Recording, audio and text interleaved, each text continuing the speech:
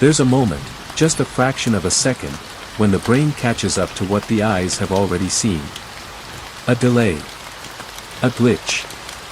It happens when something is off, but you don't quite know why yet. You blink, shake it off, keep going. But what if you couldn't shake it off? What if the off thing followed you home? It started on an ordinary Thursday night. I was driving home from a late shift at the hospital, exhausted, my scrubs smelling like antiseptic and stale coffee. The highway stretched dark and empty before me. The occasional roadside sign blurring past. I pulled into a gas station just outside of town, one of those dimly lit places with a single flickering neon sign. The kind of place where silence hangs too thick in the air. I stepped out to pump my gas. That's when I saw her. A woman. Standing perfectly still by the adjacent pump, her back to me. Her long, dark hair clung to her wet clothes. Water dripped steadily from her fingertips onto the pavement. Drip. Drip. Drip. I glanced around. My car was the only one there. You okay?" I asked. My voice too loud in the stillness. She didn't move. I shifted uncomfortably. Maybe she needed help. Maybe she had been caught in the rain somewhere. But there hadn't been any rain. The ground was bone dry. I took a hesitant step toward her. "Ma'am." Her head turned slightly, just enough for me to see the edge of her face. And then she was gone. Not walked away. Not ran. Just gone. The air felt thicker suddenly, like the weight of 100 eyes pressed against my skin. I spun around, heart hammering, but there was nothing. No sound except the steady beep of my gas pump. I yanked the nozzle out, slammed it back into place, and got in my car. As I pulled away, I forced myself to check the rearview mirror. She was sitting in my back seat. I swerved. Nearly lost control. My breath locked in my throat. But when I turned around, the seat was empty. My hands were shaking so badly I could barely grip the wheel. My brain scrambled for logic. Maybe I was overtired. Maybe it was a trick of the light. But in the rearview mirror, something shifted. The air behind me seemed thick, like heat waves over pavement. I forced my eyes back to the road, refusing to look again. For the rest of the drive, I felt it. The weight of something unseen. Watching. Listening. By the time I pulled into my driveway, I was drenched in sweat. I turned off the engine, gripping the keys so hard they dug into my palm. I checked the back seat again. Empty. Maybe I imagined it. Maybe it was nothing. I went inside. Locked the doors. Took a deep breath. Then, from the hallway behind me. Drip. Drip. Drip. I turned slowly. A single wet footprint marked the hardwood floor. Another one appeared. Then another. Leading down the hall. I forced myself to follow. The print stopped at my bedroom door. My stomach twisted. The door creaked open by itself. Inside, the air was wrong. Heavy. The temperature had dropped, my breath visible in the dim light. The closet door stood slightly ajar. The kind of gap that made your skin crawl. The kind of gap that felt like something was watching from within. I wasn't a believer in ghosts. But right then, standing at the threshold of my own room, I understood something deep in my bones. I wasn't alone. A whisper curled through the air, soft and wet. "You brought me home." Then the closet door slammed shut. I didn't sleep. Not that night. Not the next. I started seeing her in places she shouldn't be. The reflection of store windows. The darkened screen of my phone. Always standing just behind me. Dripping. Watching. At work. I found wet footprints in the hospital hallway. They stopped right behind me. I scrubbed my floors. Checked my locks twice. But she was always there. And every night, just before sleep pulled me under, I'd hear it. Drip. Drip. Drip. It's been a week now. I don't drive alone at night anymore. I don't stop at gas stations. But last night, I checked my rearview mirror again. She wasn't there. For the first time in days, I exhaled. Maybe it was over. Then, as I turned onto my street, my headlights flashed over something ahead. A single wet footprint. And another. Leading to my front door. I slammed on the brakes, my pulse hammering in my throat. The footprints were fresh. Still wet. They led straight to my front door. For a long moment, I just sat there, gripping the wheel, my breathing shallow. My house was dark. Silent. Exactly the way I had left it. But she had been here. Or worse, she was still inside.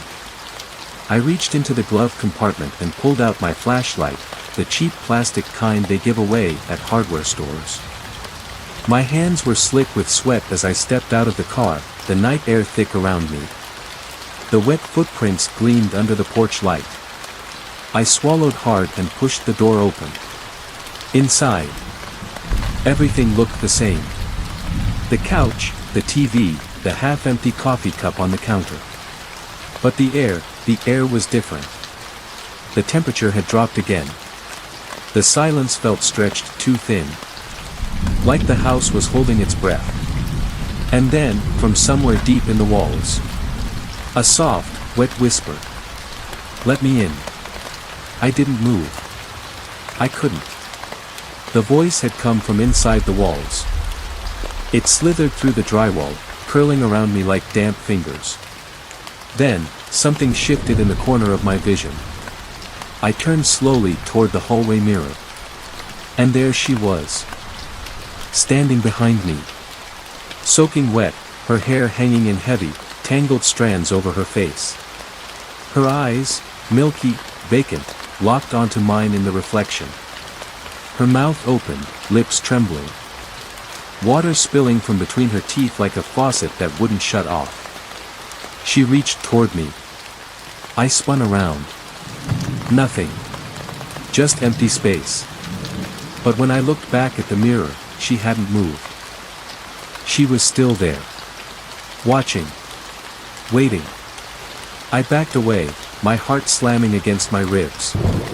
My breath came in short gasps, the air around me thick and damp. The mirror began to fog. As if something was breathing on the other side of the glass. Then, slowly, she lifted one hand. And pressed her palm against the mirror. A wet, glistening handprint remained. Then another. Then another. And then, with slow, deliberate horror, she started to crawl out. I bolted. I don't remember grabbing my car keys. I don't remember throwing open the door. All I know is that I ran. Slamming the door behind me, tearing down the porch steps like hell itself was clawing at my heels. I fumbled with the keys, nearly dropping them as I yanked open the car door and threw myself inside. The engine roared to life, and I peeled out of the driveway, gravel spitting under my tires. The house grew smaller in my rearview mirror. And then, a shape moved in the back seat. My breath locked in my throat. A single wet footprint appeared on the upholstery. Then another. My fingers tightened around the wheel. I didn't dare turn around. Instead, I slammed my foot on the gas. The car lurched forward, the speedometer climbing. My eyes stayed locked on the road. I knew what I would see if I looked back. I could feel her breath on my neck. You can't run forever. I didn't stop driving until the sun started to rise, bleeding pale light over the horizon. When I finally pulled over, my hands were still shaking. My throat was raw from breathing too hard. My skin felt damp, like the ghost of her touch still clung to me. I sat there for a long time, staring at my own reflection in the rearview mirror. Empty back seat. No footprints. No whispers. But I wasn't stupid. She wasn't gone. She had never been gone. And as I stared at my reflection, something inside me twisted. Because for just a split second, my reflection blinked. And I didn't. I slammed the car door shut and leaned against the steering wheel, trying to slow my breathing. My hands were still trembling. My pulse drumming wildly in my ears. The sun had fully risen now, painting the sky in soft hues of pink and orange. A small, rural diner stood across the parking lot, its neon open sign flickering. People were inside. Real people. The kind who didn't leave wet footprints in their wake. I forced myself out of the car. My legs felt unsteady, like they belonged to someone else. The bell above the diner door jingled as I stepped inside. The scent of coffee and frying bacon hit me instantly, grounding me in something familiar. A waitress with tired eyes glanced up from behind the counter. "Take a seat anywhere, hon." I nodded and slid into a booth near the window. My reflection stared back at me from the glass. But I refused to meet its eyes. I needed to think. I needed to figure out what was happening to me. But then, the waitress spoke again. "You all right, hon? You look a little pale." I forced a shaky smile. "Rough night." She nodded knowingly. "Long drive?" I hesitated. "Something like that." She poured me a cup of coffee. "Well, at least you're safe now." The words sent a chill down my spine. Because I wasn't sure that was true. And then, drip, drip, drip. The sound came from the floor beneath my booth. My stomach clenched. Slowly. Dreading what I'd see, I looked down. A single wet footprint had appeared beside my shoe. I barely had time to react before the waitress stiffened. Her eyes widened, her face draining of color. And then, so softly I almost didn't hear it, she whispered. "She's right behind you." The blood in my veins turned to ice. I didn't move. I didn't breathe. I wanted to turn around. Needed to turn around. But I knew in the marrow of my bones, that I shouldn't. The waitress took a slow, shaky step back. Her face was frozen in something beyond fear. And then, the lights flickered. The air grew damp. Thick. And in the reflection of the diner's window, I saw her. Drenched, motionless, standing directly behind me. Her mouth opened. Water spilling onto the floor. The coffee cup in my hands shattered as a single, wet whisper curled around my ear. "Let me in." I bolted. The door slammed open as I ran. Nearly knocking over a man stepping inside. I didn't stop. I didn't look back. I threw myself into my car and turned the key so hard I nearly broke it. The engine roared to life, and I sped off. Gravel kicking up behind me. The road blurred. My breath came in ragged gasps. But the mirror. The rearview mirror. I had to check. I had to. Slowly, I let my eyes flick upward. The back seat was empty. But something else was wrong. My reflection was smiling. And I wasn't. I don't remember how I got home. The next few days passed in a haze. I called in sick. Locked every door. Covered every mirror. But none of it helped. She was everywhere. In the sound of dripping water. In the foggy imprint of a hand on my bathroom mirror. In my own reflection. I stopped sleeping. Stopped answering my phone. And then, one night, I heard it again.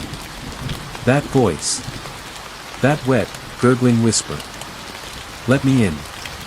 But this time, it was coming from inside my own head. I don't know what she wants. Maybe she wants my life. Maybe she wants my body. Maybe she just wants to exist again. I don't know how much longer I can fight her. I can feel her creeping into my thoughts. Into my movements. Sometimes, when I catch my reflection out of the corner of my eye, I see myself smiling. Even when I'm not. And sometimes, late at night, when everything is silent, I hear myself whisper back. Come in. I don't remember letting her in. Not exactly. But something changed. The first time I knew, truly knew, was when I woke up standing in the bathroom. I had no memory of getting out of bed. No recollection of walking down the hall. Yet there I was. Barefoot. Staring at the mirror. The glass was fogged over. My breath? No, too much. The whole surface was clouded, as if something had been breathing from inside. And then, slowly, the condensation started to fade. A message appeared in the streaks of moisture. 4 words. I am not you. A cold, wet handprint smeared against the glass. I ran. The days blurred together after that. I'd find wet footprints that weren't mine. I'd hear dripping water, even when the faucets were dry. And worse. I started forgetting things. I'd wake up in places I didn't remember going. Find my car parked in unfamiliar spots. I stopped looking in mirrors. Because whenever I did, I saw her looking back. And sometimes, she blinked first. Tonight was the worst. I tried to leave. Packed a bag. Got in the car. Drove as far as I could before exhaustion pulled at my bones. I stopped at a rest area. Sat in the driver's seat, hands gripping the wheel. The highway stretched ahead. Empty and dark. My headlights were the only thing cutting through the blackness. And then, from the silence, a voice. You should check the mirror. I froze. My breath hitched. I didn't want to look. But I did. Slowly. My eyes flicked to the rearview mirror. And I saw myself. No. Not myself. She was sitting in the back seat. Smiling. And then, she leaned forward. Her lips brushed against my ear. Cold and wet. And she whispered. It's my turn now. I don't remember getting out of the car. I don't remember walking to this motel room. But I'm here. And something feels wrong. The mirror across from the bed. It's not showing my reflection. It's showing her. She's standing on the other side of the glass. She lifts a hand. And I lift mine too. No. No, that's not me. She's moving first. She's leading. I try to pull away. But I can't. My body is no longer my own. She steps forward. I step back. She reaches out. And suddenly, I understand. She's not coming out of the mirror. She's pulling me in. I try to scream, but water fills my throat. The last thing I see before the world goes black is my own reflection, smiling back at me. The next morning, a motel clerk knocks on the door of room 108. No answer. The bed is untouched. The shower is dry. But the mirror is different.